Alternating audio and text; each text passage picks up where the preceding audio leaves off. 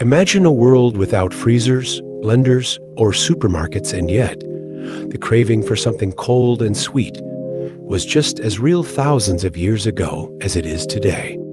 Before the invention of modern ice cream, ancient civilizations across the globe devised clever, ingenious methods to create icy treats, sometimes fit only for royalty, other times for sacred rituals.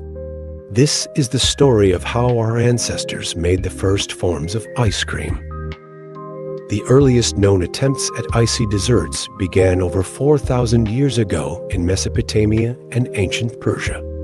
In Mesopotamia, during the reign of the Akkadian kings, special ice houses called ice pits were built. These pits were insulated with straw and tightly packed snow from nearby mountains, used to preserve perishable items and cool drinks. But the real ice dessert revolution came in Persia, around 500 BCE. The Persians developed a stunning engineering feat known as the yak-el, an ancient refrigerator made of mud bricks. These large dome-shaped structures could store ice year-round, even in the scorching desert heat. Using this stored ice, Persian nobles enjoyed a dessert called Faloodeh, a mix of thin vermicelli noodles, rose water, sugar, and a splash of lime, chilled to a semi-frozen state. It was sweet, aromatic, and cool, essentially an early sorbet. Meanwhile, in ancient China, around 200 BCE, the Han Dynasty was experimenting with its own icy treats. Chinese chefs began mixing milk, rice, and snow to create a soft, slushy dessert. There's even evidence that Emperor Tang of Shang, in the 7th century, had over 90 ice men who would gather snow to mix with flavored milk, camphor, and fruit juice. Their technique was clever.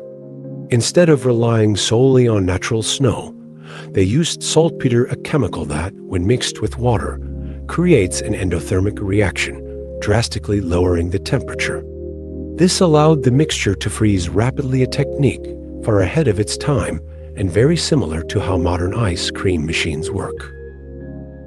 The Greeks and Romans also had a taste for cold desserts. The philosopher Hippocrates encouraged the use of snow-chilled drinks for health, while Alexander the Great was said to love snow flavored with honey and nectar. By the time of Nero in 1st century CE, Roman elites were having snow brought down from the Apennine Mountains and stored in deep cellars. Nero's cooks flavored it with fruit pulp, wines, and spices, creating what we'd call a granita today. However, they faced a problem. They didn't understand how to stabilize dairy into a frozen form. So most Greco-Roman icy treats were either sorbets or slush-like drinks, not quite the creamy ice cream we know today. In India, around the 16th century, under the Mughal Empire, we find the earliest version of kulfi, a dense, creamy frozen dairy dessert. Ice was transported from the Himalayas and stored in underground chambers.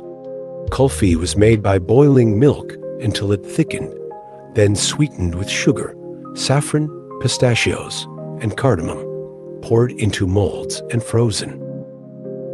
At the same time, in the Islamic Golden Age, Arab scientists and chefs were experimenting with sugar chemistry and freezing techniques.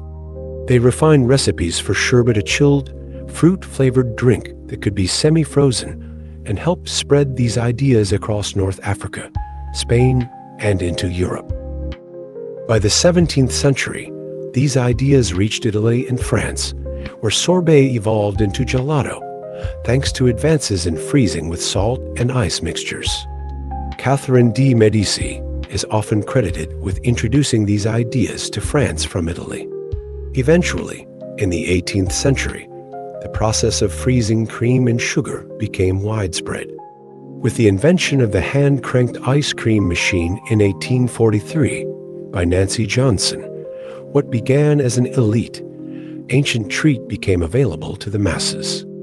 And yet, the soul of ice cream cooling sweetness, innovation, and celebration remains the same as it did in the deserts of Persia or the mountains of China. So next time you enjoy a scoop of ice cream, remember, you're tasting the legacy of emperors and inventors, of desert engineers and mountain climbers. It's not just dessert, it's 4,000 years of culinary history, frozen in time.